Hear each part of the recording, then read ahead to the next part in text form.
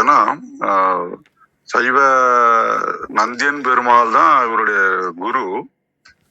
இவரோட சேர்ந்து மொத்தம் 8 பேரு அவர்கிட்ட உபதேசம் பெற்றாங்க. அந்த குரு நெறியை தான் இங்க நினைச்சு பார்த்து சொல்றாரு. சைவ சமய தனி நாயகன் நந்தின்ட்டாருங்க. உய்ய வகுத்தது இந்த உலகத்துக்காக ஒரு நெறி உண்டு என்றால் அது சைவ சன்மார்க்க நெறி அப்படின்றாருங்க. இந்த வையத்து உள்ளவருக்கு வகுத்து வைத்தானே அப்படின்ட்டாரு. ரொம்ப யோசிச்சு பார்த்தோம்னா அவர் நந்தியன் பெருமாள்கிட்ட உபதேசம் பெற்று சுந்தரநாதரன்றவர் கைலாயத்திலிருந்து அகத்தியரை பார்க்க தான் வந்தார். அப்ப வரும்போது ஆகாயத்துல டிராவல் பண்ணும்போது பசுக்கள் அழுவுறத பார்த்த உடனே இறங்கி மூலன் உடம்புல போய் பசுக்களை மகிழ்விக்கிறார், கொண்டே சேர்க்கின்றார். அவரெல்லாம் பைத்தியம்னு சொன்ன உடனே திரும்பி அவர் உடலை பார்க்கறாரு, கிடைக்கல. அப்பதான் அவர் உணர்றாரு, ஸோ நம்மளை இறைவன் தான் பெற்றத தமிழ் வழியில் ஆகமங்களை கூற வேண்டும் அப்படின்றத ரியலைஸ் பண்றாரு. அப்படிப்பட்ட அந்த சைவ சமயத்தின் ஒப்பற்ற தலைவன் யாரு? சிவன். உலக மக்கள்லாம் பிறவி துன்பத்தில் இருந்து நீங்கி முக்தி பெறணும். உயர்ந்த நெறி சைவ சன்மார்க்க நெறின்றது.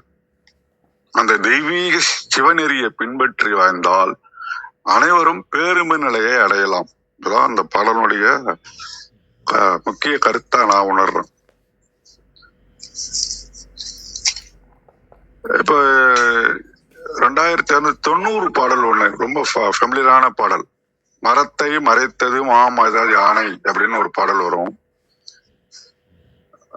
தச்சன் ஒரு யானையை செஞ்சிருக்கிறான். அது யானையா பார்த்தா மரம் தெரியாது, மரமா பார்த்தா யானை தெரியாது. அது மாதிரி இந்த உலகம்ன்றது யானை. உலகத்தில் உள்ள மனிதர்கள், உறவுகள், இன்ப துன்பங்கள் இது மட்டுமே உண்மையானதுன்னு நம்ப கூடாது. இறைவன்ன்றது மரம். அப்ப படைக்கப்பட்டது அனைத்தும் இறைவனால் ஆனது அப்படின்ற உணர்வும் சிந்தனையும் வந்துச்சுன்னா இதுதான் ஞானிகள் சன்மார்க்க வழின்றது நம்ம செல்லக்கூடிய வழி. உருவத்தை பார்த்தா உண்மை தெரியாது, உண்மையை உணர்ந்தால் உருவம் தெரியாது. அப்ப அந்த உலகத்தையே நம்ம என்ன பார்க்கணும்னா இறைவன் படைக்கப்பட்டதை உணர ஆரம்பிக்கணும். இந்த பற்றுக்கள், பாசங்கள், மாதை உலகம், நம்மை மறைத்து கொண்டிருக்கின்ற ஆணவம், கண்மம், மாதை இவைகளையெல்லாம் ஒரு தெளிவு பிறக்கணும். அதுக்காக நம்மளை தான் நந்தியன் பெருமாள்கிட்ட கட்டிக்கிட்டத அழகா சொல்றாரு. தனி நாயகன்ட்டாருங்க நந்தி. குருநெறின்ற ஒரு பெரிய வார்த்தைய குறிப்பிடுறாரு. குருநெறின்றது என்னன்னா குருவினுடைய வழிகாட்டுதல். இப்ப அவரை போன்ற திருமலர் போன்ற சித்தர் பாடல்கள் எல்லாம் உண்மையான நாணம் பெறணும்னா என்ன பண்ணணும் அப்படின்னாக்கா பிரணவத்தின் அந்த ஓமன்ற பெருநெறியை பின்பற்றி குருவின் உபதேசப்படி வேத நெறியில் சென்று சிவனை அடையிறது. அப்ப அந்த மாதிரி ஒரு சிந்தனைக்கு போகும்போது பிரபஞ்ச உண்மைகளையும் வேதத்தின் சாரத்தையும் சிவ பேர்களையும் கொண்ட ஒரு ஆன்மீக பயணம் அது. டிராவல் தான். அப்போ வித்தியாசமான ஒரு concept. Out of box think பண்ணும்போது வேற என்னென்னலாம் நம்ம பார்க்க முடியும் அப்படின்னாக்கா பிரபஞ்ச உண்மை, இந்த உலகம், பால்வெளி மண்டலம், அப்புறம் வேதத்தின் சாரம், சிவபேருக்கான ஆன்மீக பயணம், இவற்றையெல்லாம் அடைய முடியும் அப்படின்றதுதான் இந்த பாடலுடைய அவர் சொல்ல வர விஷயத்தை நான் உணர்கின்றேன். மிக்க நன்றி. வாருங்கள் கௌரி அம்மா, வணக்கம். நன்றி ஐயா, மிக்க நன்றி. மிக அருமை ஐயா. ரொம்ப தெளிவான ஆழமான பார்வை. மிக்க நன்றி. அனைவருக்கும் அன்பு வணக்கம். ஓம் நந்தியம்பெருமான் திருவடி போற்றி, ஓம் திருமூலர் திருவடி போற்றி, ஓம் நம சிவாய. திருமந்திரம் 1567. சைவ சமய தனிநாயகன் நந்தி உய்ய வகுத்த குருநெறி ஒன்றுண்டு, தெய்வ சிவநெறி சன்மார்க்கம் சேர்ந்து உய்ய வையத்து உளார்க்கு வகுத்து வைத்தானே. டிரான்ஸ்லேஷன். இது ஏற்கனவே 1478வது பாடல் இது. அதனால என்கிட்ட என்னோட புக்ல அந்த இதுல இருக்கிறதா ரிப்பீட் ஆகுதுன்னு போட்டிருக்காங்க. ஒரு நிமிஷம் நான் There is a path of liberation, the path of the Guru, laid down by the absolute Lord of Saivism. It is the divine path of Shiva, the Sanmarga, designed by him for the sake of the worldly ones.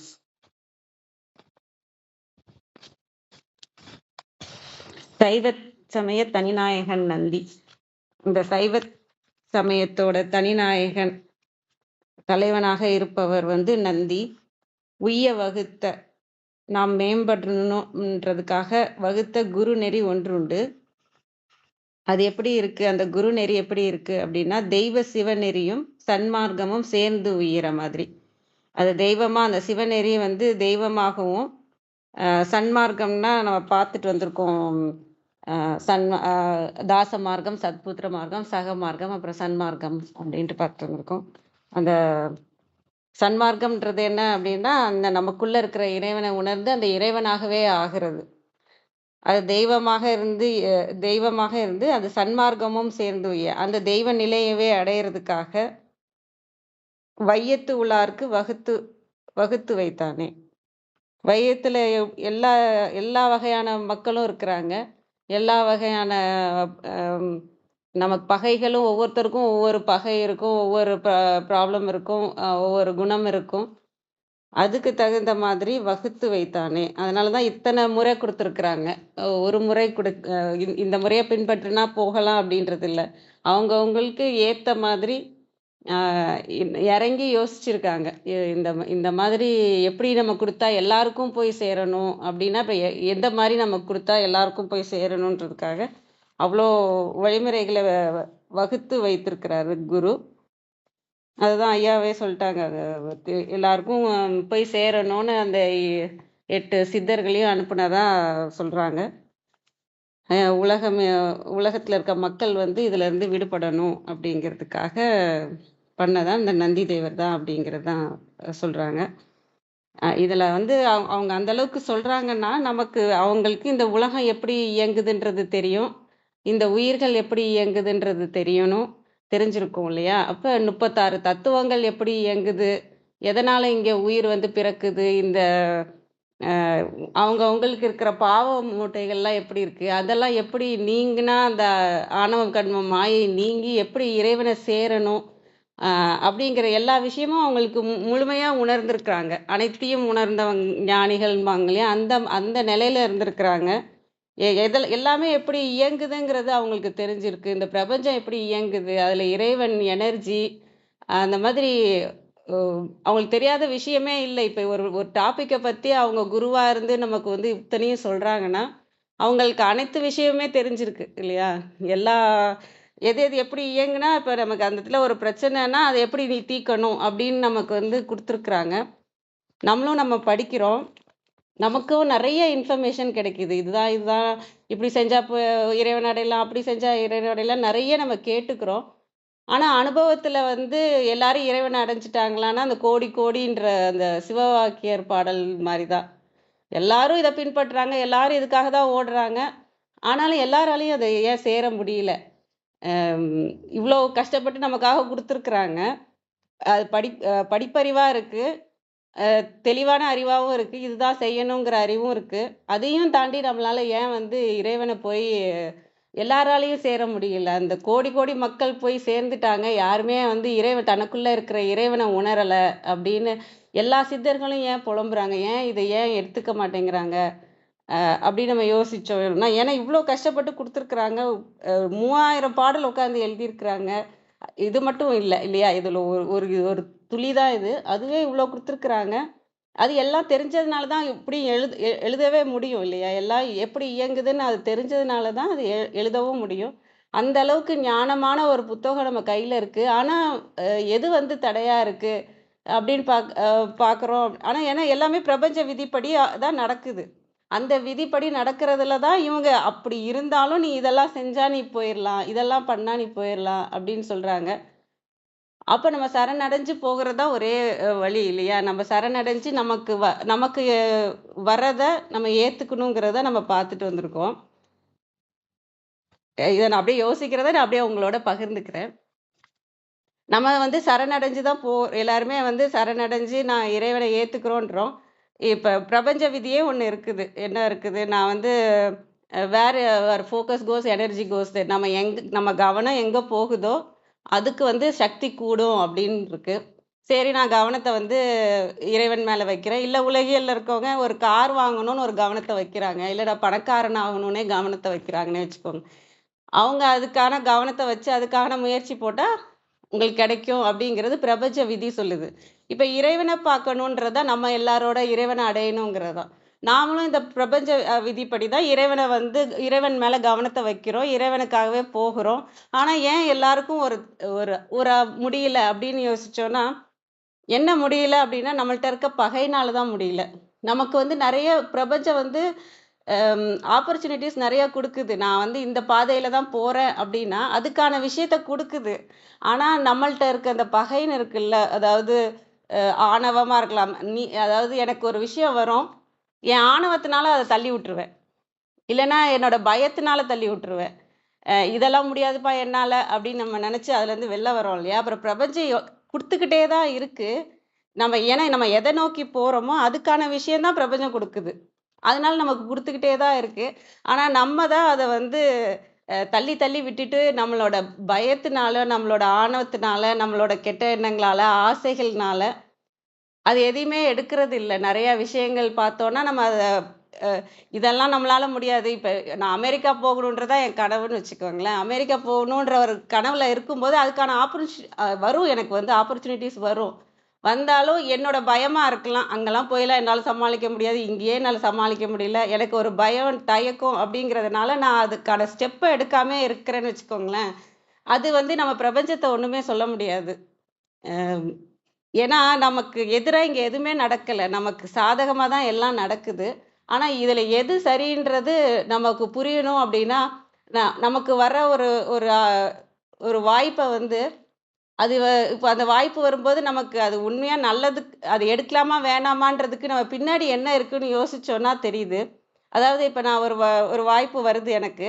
இறைவன நோக்கி போறோம். அதுல ஏதோ இப்ப கோயிலுக்கு போறதாவே இருக்கலாம். இல்ல ஏதோ அ படிக்கிறதா இருக்கலாம். எனக்கு ஒரு வாய்ப்பு வருது. அத நான் வேணான்னு சொல்றேன்னா, அதுக்கு பின்னாடி என்ன இருக்குன்னு நம்ம யோசிச்சோம்னா, என்னோட பயமா இருக்கா? இல்ல வந்து ம் அ அவங்க சொல்லி நான் கேட்கணுமா? அப்படின்ற அந்த ஆணவம் இருக்கா? இல்ல வந்து அ அ என்னால்லாம் முடியாதுன்னு இந்த தன்னம்பிக்கையே இல்லாத நிலையிலிருந்து நான் அத வேண்டான்னு சொல்றேன்னா, இல்ல இதெல்லாம் இது பண்ணா தப்புன்ற ஒரு இது நல்ல நெறி இல்ல. இன்னொருத்தவங்க சொல்றத நம்ம கேட்க முடியாது இல்லையா? இது நல்லதா, கெட்டதான்னு ஆராய்ஞ்சு பார்க்கணும். இது கெட்ட வழியில தான் போகுமா? இது இறைவன நோக்கி போறதா? இறைவன நோக்கி போகாததா? அப்படின்றத நம்ம யோசிச்சு, அது வந்து பகை தான் இதுக்கு பின்னாடி காரணமா இருக்கு அப்படின்னா, நம்ம அத விட்டு இறைவனோட ஃப்ளோல நம்ம போகணும். அந்த சரணடைஞ்சு இருக்கிறப்ப நான் சொல்றேன். சரணடைஞ்சு இருக்கிறப்ப, இறைவன் ஒரு வாய்ப்பு குடுக்குறாருன்னா, அதுக்கு அந்த வாய்ப்பு நான் ஏன் எடுத்துக்க மாட்டேங்கிறேன் அப்படின்னு நான் யோசிக்கணும். அப்படி யோசிச்சா அதுக்கு பின்னாடி அ அ பகையான ஒரு விஷயங்கள் தான் இருக்கா? இல்ல இது நல்ல வழியா, கெட்ட வழியான்னு யோசிச்சு, பகையான விஷயங்கள் இருந்ததுன்னா, அத தாண்டி நம்ம அத ஃபேஸ் பண்ணணும். உங்களுக்கு குடுக்குற வாய்ப்பெல்லாம் நம்ம ஃபேஸ் பண்ணோம்னாலே, நம்ம இறைவன நோக்கி போகலாம் அப்படிங்கிறது புரியிற மாரி இருக்கு. அதாவது அ அதுல இருக்க உண்மைய உணர்ந்துட்டோம்னா, நமக்கான ஏன்னா எல்லாராலயும் ஏன் முடியல? இவ்ளோ சொல்லிக் குடுத்துருக்குறாங்க. இவ்ளோ விஷயங்கள் நம்ம கையில இருக்கு. எல்லாமே இன்ஃபர்மேஷனா இருக்கு. உங்களுக்கு இப்ப எல்லாருக்குமே இப்ப நம்ம இத கேட்கிற எல்லாருக்குமே தெரியும். ஆணவம் தான் இதுன்ட்டு. ஆனா அத குறைக்கிறதுக்கு நம்ம என்ன பண்ணியிருக்கோம்? நம்ம தகுதி அத கொண்டு வர்றதுக்கு நம்ம என்ன பண்ணியிருக்கோம்? அ விதைகள சேர்க்கக்கூடாதுன்னு நம்ம சொல்றோம். அப்ப பாவத்த சேர்க்காம இருக்கிறதுக்கு நம்ம பேசுற எண்ணத்த சரி பண்ணணும். நம்ம செய்ற செயல சரி பண்ணணும். நம்ம பேசுற வார்த்தைகள சரி பண்ணணும். இதுக்கான முயற்சிகள்லாம் என்ன பண்ணியிருக்கோம்? ஏன்னா நான் ராஜாவாகணும்னு நான் கனவு காணலாம். ஆனா நான் ராஜாவாகறதுக்கு தகுதி என்ன? நான் எல்லா மக்கள்ட்டயும் நான் அன்பா இருக்கணும். தைரியமா எந்த ஒரு விஷயம் வந்தாலும் நான் போர் பண்ற அளவுக்கு தைரியமா இருக்கணும். நான் வெறும் வெறும் ராஜாவாகணுன்ற கனவு மட்டும் வச்சிருந்தோம்னா, நம்மளால அ அது போக முடியாது இல்லையா? அந்த தகுதிய நான் வளர்த்துக்கணும். அப்ப வந்து அதுக்கான வாய்ப்பா எப்படி குடுப்பாரு இறைவன் வந்து, நான் ஒரு தைரியமான ஒரு விஷயத்த ஃபேஸ் பண்ற மாரியான ஒரு ஒரு வாய்ப்ப எனக்கு குடுப்பாரு. ஆனா நான் வந்து ஐயோ! இதெல்லாம் நான் போய்லாம் சண்டைலாம் போட முடியாது. இந்த பக்கத்து ராஜா கிட்டலாம் என்னாலலாம் பேச முடியாது. அப்படி எ அ ஒரு சின்ன ஒரு இதையே நான் வந்து எதிர்கொள்ள மாட்டேன் அப்படின்னு நான் பயந்து வெளில நிக்கிறேன்னா, நான் எப்படி போய் நான் ராஜாவா இறைவன் எனக்கு அந்த தகுதிய குடுத்து ராஜாவா உட்கார வைப்பார். அப்படியே நான் தகுதியே இல்லாம நான் போய் உட்கார்ந்தாலும், அ மக்கள்ட்ட அன்பும் இல்ல, என்ட்ட தைரியம் இல்லன்னா, நான் அது வேஸ்ட் இல்லையா? ராஜாவாகிறதே வேஸ்ட். அது இன்னும் தேவையில்லன்னு சொல்லிட்டு அது அ நம்ம அது அது அதுக்கு இருக்கிறதே வேஸ்ட்டுங்கிற மாரி ஆயிடும்.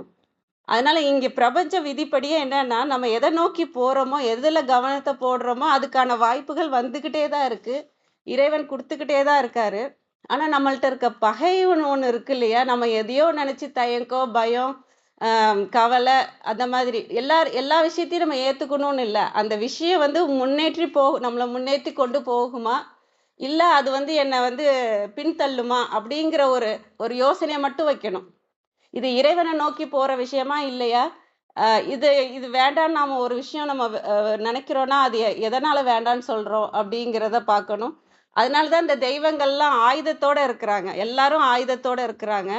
ஏன்னா, நீங்க வாங்க இந்த இதில போய் மனச ஒருநிலைப்படுத்துங்க. உங்களுக்குள்ள இருக்க பகைய வந்து இந்த ஆயுதங்கள கொண்டு இறைவனோட ஆயுதங்களே உங்கள வந்து அத சரி பண்றதா நெனைங்க. அப்படின்னு ஒவ்வொரு பகைக்கும் ஒவ்வொரு தெய்வங்கள் இருக்காங்க. உங்களுக்கு ஆணவம் தான் பெருசா இருக்கா? காலபைரவர் இருக்காரு. நான் என்ன பண்ணாலும் தடையா இருக்கா? விநாயகர் இருக்காரு. மன அமைதி தான் ஒவ்வொரு தேவியர்களும் நமக்கு குடுத்துருக்குறாங்க.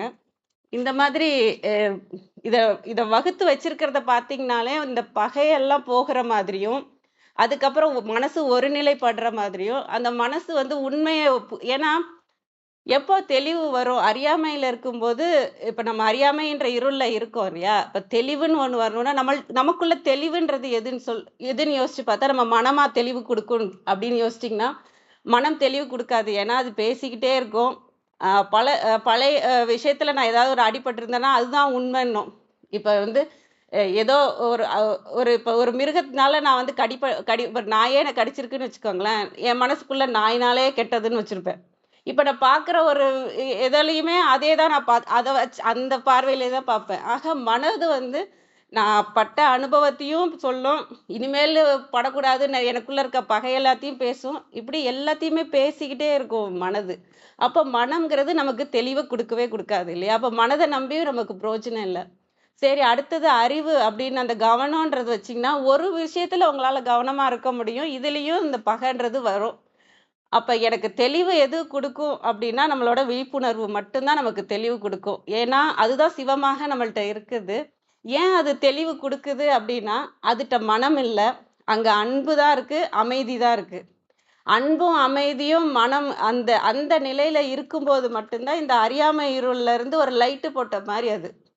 இதுல எது உண்மை, எது பொய்ன்னு நம்ம தெரிஞ்சுக்கணும். இந்த உலகம் எப்படி எல்லாமே புரியணும் அப்டின்னா, நம்ம அந்த தெளிவு நிலைய நோக்கி நம்ம போகணும். அது அது வந்து நமக்குள்ள எது குடுக்கும் அப்டின்னா, அந்த விழிப்புணர்வாக இருக்கிற, அந்த சிவமாக இருக்கிற விஷயம் தான் நமக்கு அந்த தெளிவ குடுக்கும். அத நோக்கி போகும்போது, இன்னும் நம்ம தெளிவடைய அந்த ஞானமாக இருக்கிற சிவனோட சேர்ந்து ஞானமாகவே மாறுவோங்கிறது தான் இதுலலாம் சொல்லி வர்றது. நான் இந்த பாடல பத்தி யோசிக்கும்போது தோன்ற விஷயங்கள உங்களோட பகிர்ந்துக்கிட்டேன். அனைவருக்கும் நன்றி. வாங்க விந்தியாம்மா, வணக்கம் அம்மா.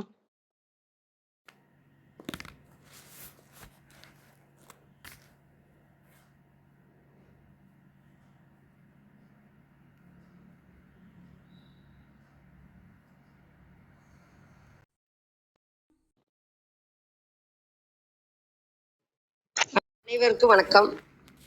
ஓம் சிவசக்தி போற்றி, ஓம் திருமூலரே போற்றி. 1567வது திருமந்திரம். ஞான தவநெறி இதுவே. திருமந்திரம். சைவ சமய தனி நாயகன் நந்தி உய்ய வகுத்த குருநெறி ஒன்று உண்டு. தெய்வ சிவநெறி சன்மார்க்கம் சேர்ந்து உய்ய வையத்து உளாருக்கு வகுத்து வைத்தானே.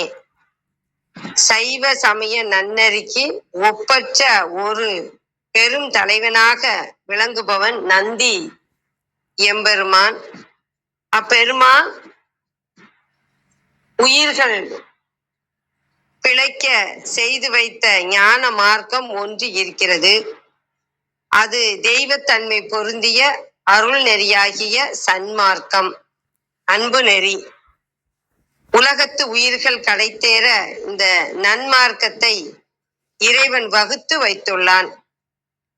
தனி நாயகன், ஒப்பற்ற தலைவன், உய்ய பிழைக்க குருநெறி ஞான மார்க்கம், வையம் உலகம் உளார் இருப்பவர்கள் மக்கள். அனைவருக்கும் நன்றி, வணக்கம். சிவசிவ திருச்சிற்றம்பலம்.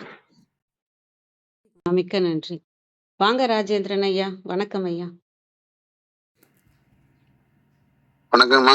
கலந்துள்ள அனைவருக்கும் வணக்கம். இன்றைய பாடல் 1567 திருமந்திரத்துல. இந்த பாடல் சிறப்பான பாடல் நம்ம ஏற்கலாம். சைவ சமய தனி நாயகன் நந்தி உய்ய வகுத்த குறுநெறி ஒன்றுண்டு, தெய்வ சிவநெறி சன்மார்க்கம் சேர்ந்து உய்ய வையத்து உள்ளார்க்கு வகுத்துரைத்தானே என இப்ப குருவுடைய பெருமையை பத்தி அவங்க சொல்றாங்க. திருமந்திரத்துல திருவள்ளுவர் திருமூலர் சொல்றாங்க.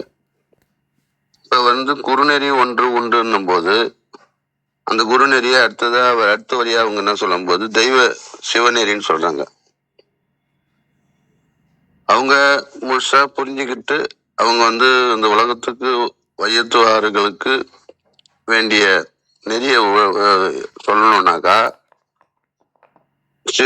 தெய்வ சிவ நெறிய பத்தி சொல்றதுக்கு சொல்றாங்க. அதுக்கு எப்படின்னா அவங்களுக்கு இந்த நந்தி தான் அவருக்கு குருவா இருக்கிறாருன்னு அவங்க இதை நம்ம ஆதாரப்பூர்வமா அவங்க எடுத்து சொல்றாங்க.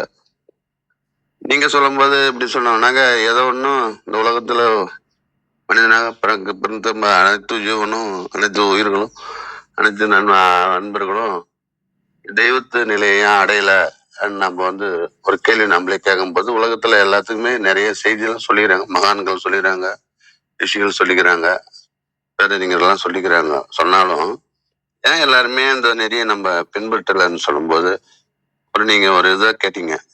அது சிறப்பான ஒரு நிகழ்வு தான். ஏன்னா அவங்கவுங்க மனசுல என்ன இருக்குதோ அவங்களுக்கு தான் அது தன்மையா தான் அவங்க போக முடியும். அது வேதத்திரி மகரிஷி சொல்லுவாங்க, மனதில் உள்ளது எல்லாம் மற்ற எங்கு தேடுவீரேன்னு. அவங்க மனசுல என்ன இருக்குதோ அந்த சிந்தனையை தான் அது சம்பந்தமா போவாங்க. நீங்க சொன்ன மாதிரி நான் ராஜாவாகணும்னாக்கா அது சம்பந்தமா நினைச்சுக்கினே இருக்கணும். அது தொடர்ந்து அது வேண்டிய தகுதியை ஏற்படுத்திக்கினே இருக்கணும். அது சொல்லுவாங்க, மகரிஷி தான் சொல்லுவாங்க, எப்பொருளை எவர் ஒருவர் அடிக்கடி நினைத்தாலும் அப்பொருளின் தன்மையாய் அறிவிலும் உடலிலும் மாற்றம் பெறுன்னு சொல்லுவாங்க. அப்ப எந்த ஒரு செயல் நம்ம செய்யணும்னு நினைச்சாக்காலும் அந்த சக்தி நம்ம ஐயா அர்த்தனாரி ஐயா கூட சொல்லுவாங்க, நம்ம படிக்கணும், அதுக்கடுத்தது ஓதணும், படிச்சுக்கினே இருக்கணும், அப்புறம் ஓதணும். ஓதுனு தொடர்ந்து செய்யறது அந்த ஓதுதல் ஒழுக்கத்திலேருந்து வர்ற வார்த்தைகள் தான் அப்படியா உற்பத்தி ஆயிரும்னு நினைக்கிறேன். தொடர்ந்து ஓதும் போதுதான் அவங்களுக்கு மனசுல போய் பதியும். மனசுல பதிஞ்சாதான் அந்த உடல் மாற்றம் ஏற்படும். அது மாதிரி யார் யார் எந்தெந்த பாதைக்கு அவங்க போகணும்னு நினைக்கிறாங்களோ அந்தந்த பாதைக்கு தான் அவங்க வருவாங்க. இப்ப இவங்க என்ன சொல்றாங்கன்னாக்கா, இந்த பழனியப்பா பதிப்பகத்துல வரதராஜன் ஐயா என்ன சொல்றாங்கன்னாக்கா, சைவ சமய தனி நாயகன் நந்தின்னு சொல்லும் போது சைவ சமயத்துக்கு ஒப்பற்ற தலைவன் சிவபெருமான். அப்புறம் சொல்றாங்க அதுக்கடுத்த வரியில உய்ய வகுத்த குறுநெறி ஒன்று உண்டு, அவன் ஆன்மாக்கள் உய்ய வகுத்து தந்த ஒளி நெறி ஒன்று உண்டு. அதான் ஒவ்வொரு ஆன்மாவுக்கும் ஒரு ஒளி இருக்கும். ஒவ்வொரு மனிதனுக்கும், ஆறறிவு பெற்ற மனிதனுக்கும் ஒரு ஒளி, உள்வொளி இருக்கும். அந்த உள்வொளி பூரிக்கணும்னாக்கா இந்த சிவநெறியை நம்ம பின்பற்றணும்.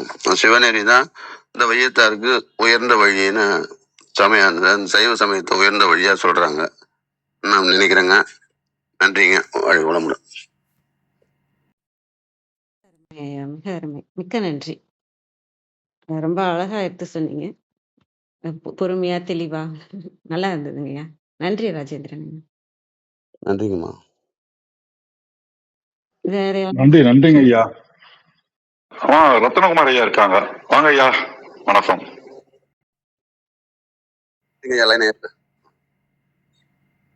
நன்றி ஐயா. நன்றி கௌரியம்மா. நன்றி ராஜேந்திரன். இன்றைய பாடல் சைவ சமயத்தோட பத்தி சொல்றது. இப்ப இதை பத்தி ஐயாவும் சொல்லியிருந்தாரு, கௌரி அம்மாவும் சொன்னாங்க, அப்பா ராஜேந்திரன் ஐயாவும் சொன்னாங்க. இந்த சைவ சமய சிறப்பு பத்தி இன்னைக்கு நான் ஒரு சைவ சித்தாந்த விளக்கம்னு ஒரு இது அதுல இருந்து ஒரு இது படிச்சிருந்தேன். அதனோட தொடர்பா இன்றைய பாடலுக்கு போறது வரும்போது அதனோட தொடர்ச்சி இருக்குது சைவ சித்தாந்தத்தை பத்தி. இதுவும் சைவ சமய தனியாயகம் நந்தி உய்ய வகுத்தது ஒரு நெறி ஒன்று வருது இல்லையா, அதை பத்தி வரதான் நான் உணர்றேன். அதை நான் வாசிச்சிடுறேன். நாம இன்னைக்கு எங்க பாத்தீங்கன்னா, எல்லா உயிர்களுக்கும் சிவ சம்பந்தம் உடையவை.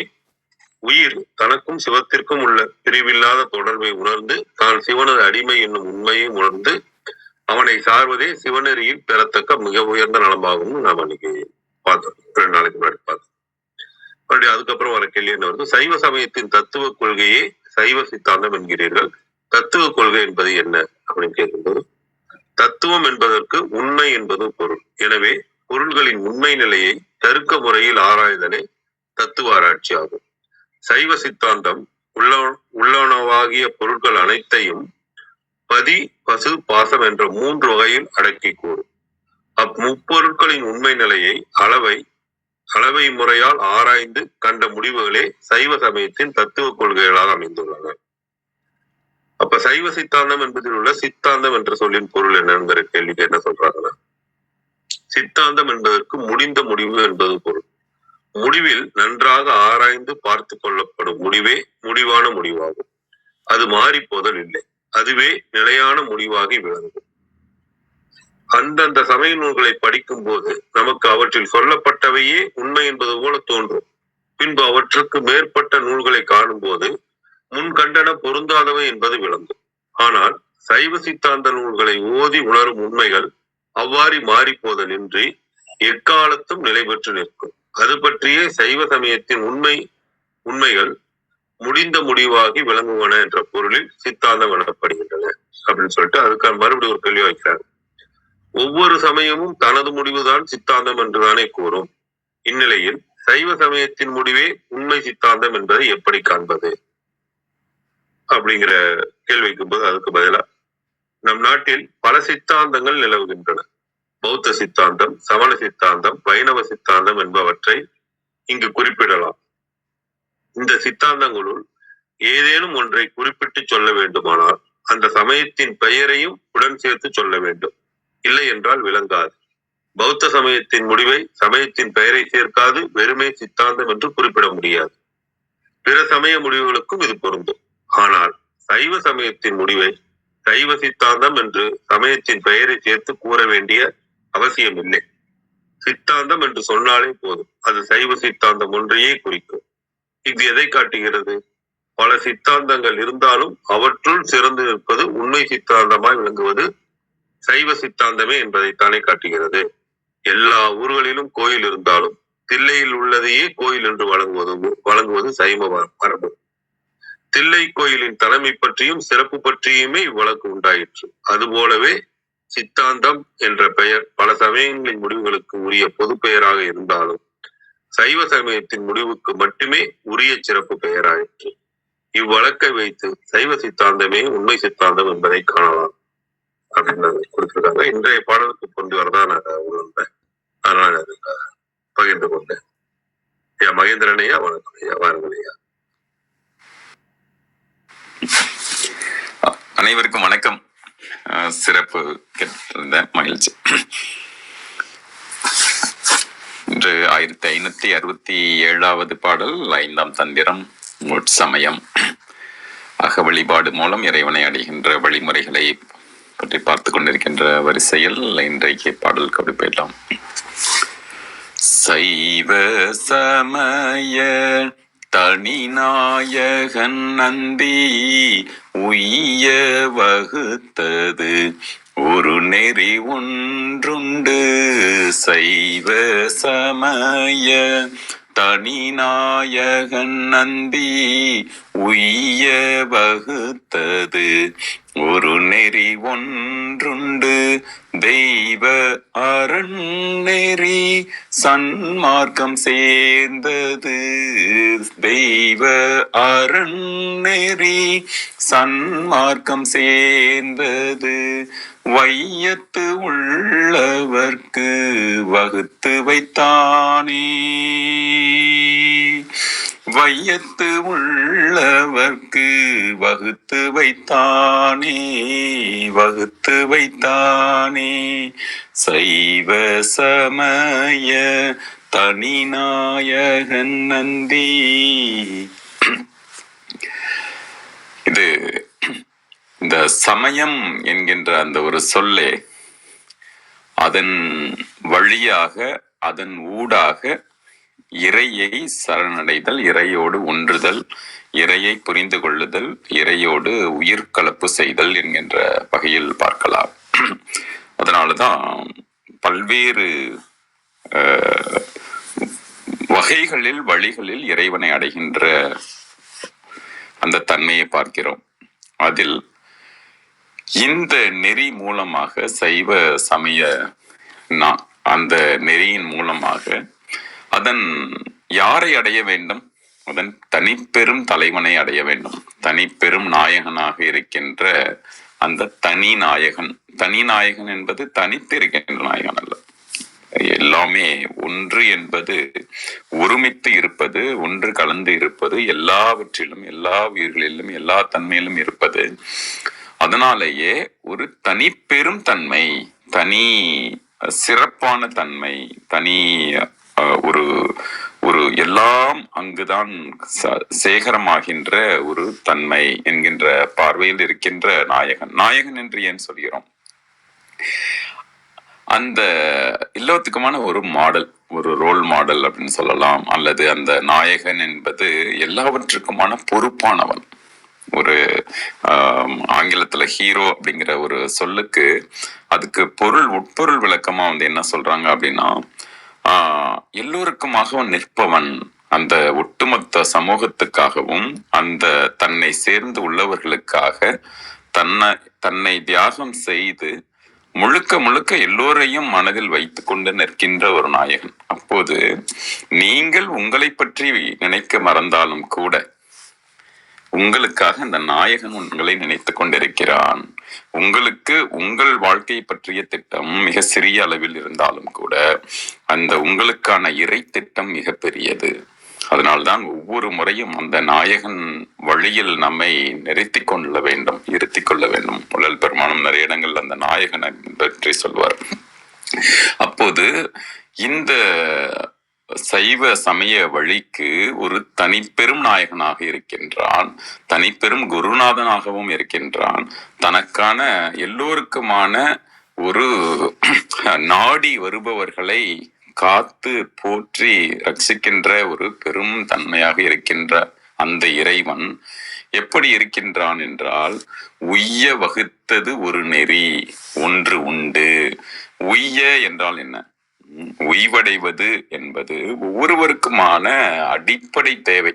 முக்தியை அடைவது என்று சொல்லுவோம் அல்லவா? அதாவது எல்லாவற்றுக்கும் நாம் எதற்காக இருக்கிறோம் என்பது, நம்முடைய வாழ்க்கையில் நாம் சுமந்து கொண்டு இருப்பதாக நிற்கின்ற மலைகள் சுமப்பதற்காகவே அல்ல, வைத்துவிட்டு கடக்க வேண்டியது. ஏனென்றால் அந்த புதி சுமையை நீங்கள் சுமப்பது அல்ல, அதை உடன் சுமப்பதற்கும் அல்லது அதன் மூலமாக உங்களுக்கு ஒரு பெரிய பாடத்தை கொடுப்பதற்காகவும் பெரிய கற்றலை கற்பித்தலை கொடுப்பதற்காகவும் வைத்திருக்கிறான்.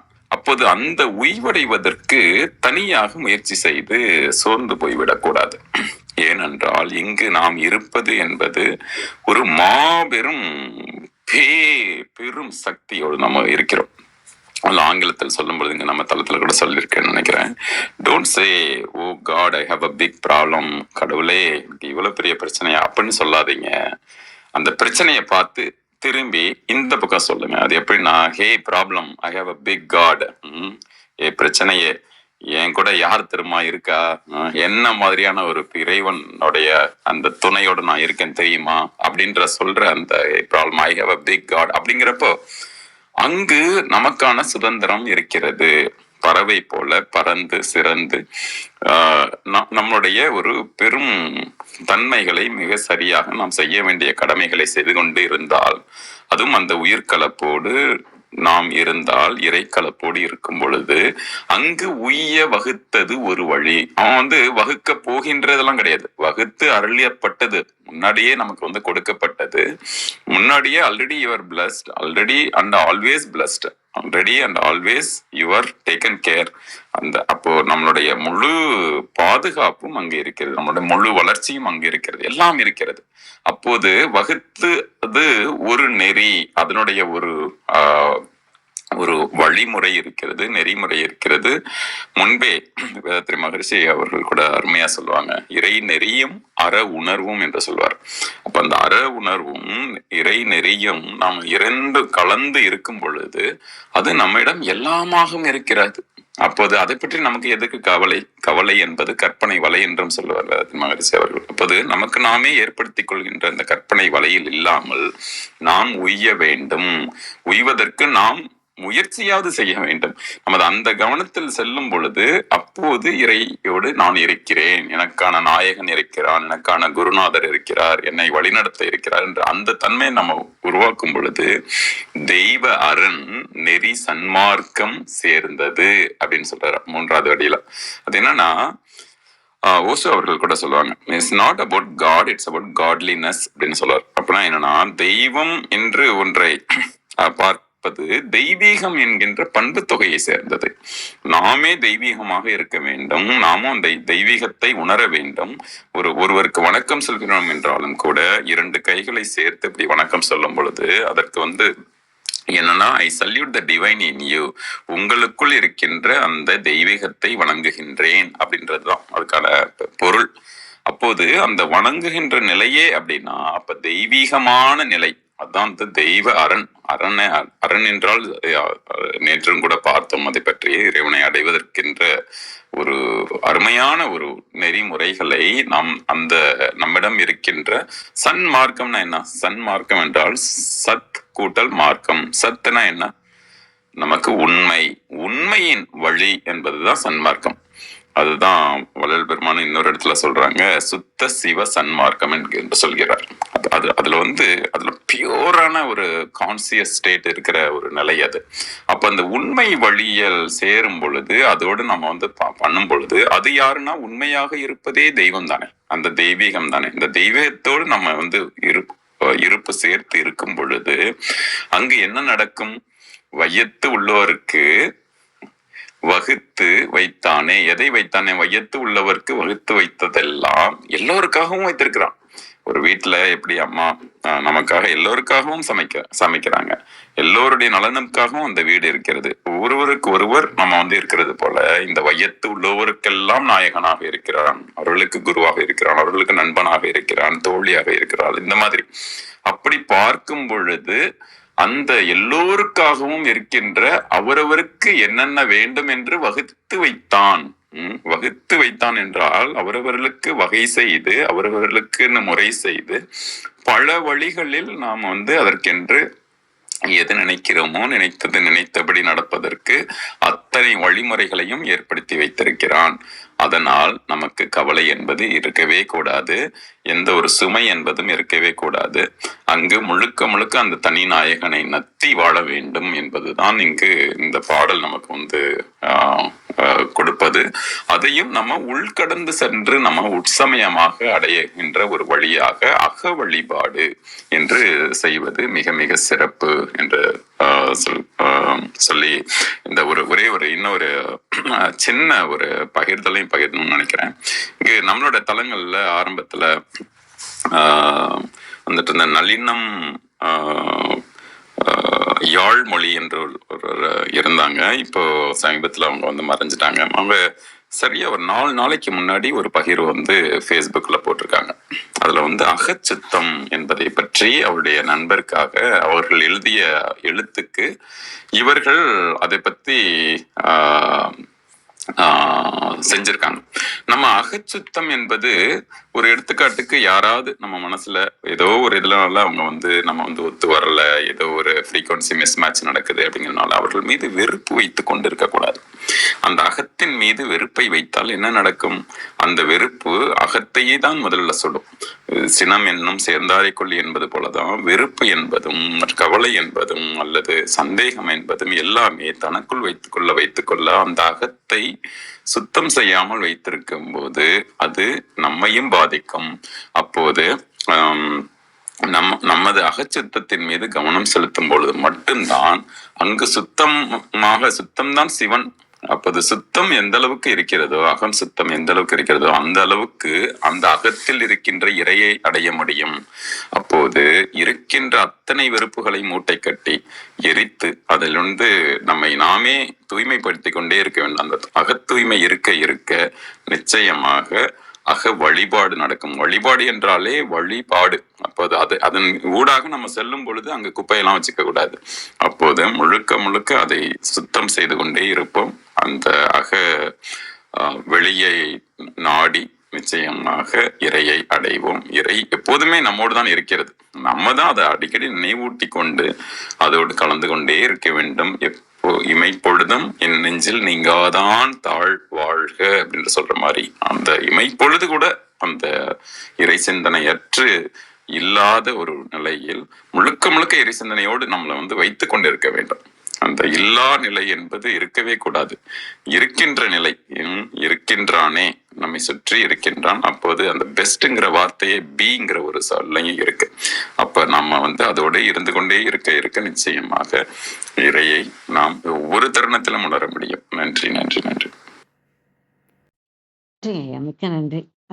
பாடலும் அருமை, விளக்கமும் அருமை. மிக்க நன்றிங்க ஐயா.